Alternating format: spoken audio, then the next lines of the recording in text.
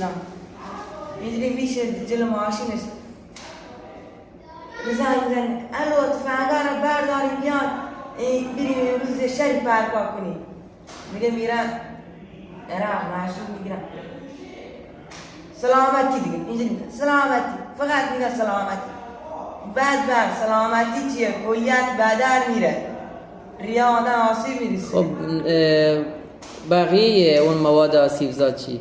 مثل تریاک و هروئین و شیشه و حشیش و قرصای اکستازی اینا بدترین آسیبا هستن متاسفانه. الان هم همه نوجوانا درگیر این مشکلاتن. این درگیر میره چیه؟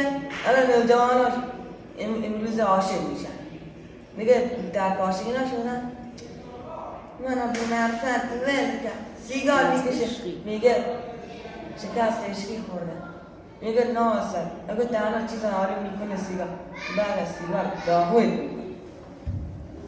درسته؟ اینجوری نیست؟ بله قطعا همینجوریه. بله.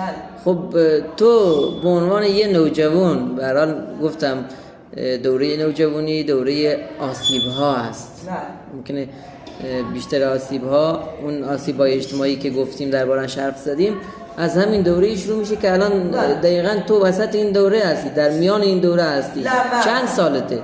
من 15 سالته. خب دیگه تو دقیقاً میان این دوره هستی. بله. پس حالا نظرت چیه؟ حرفی داری با نوجوانا با همسن و سالای خودت؟ نوجوانا همسن و سالای میگم رنگ مشروب نخورن دیگه فکر بعد نکنن مثلا این دوره هم هست خیلی خداشو شده تفنگ سیگار میگه برو کاری کن تریاک میکشن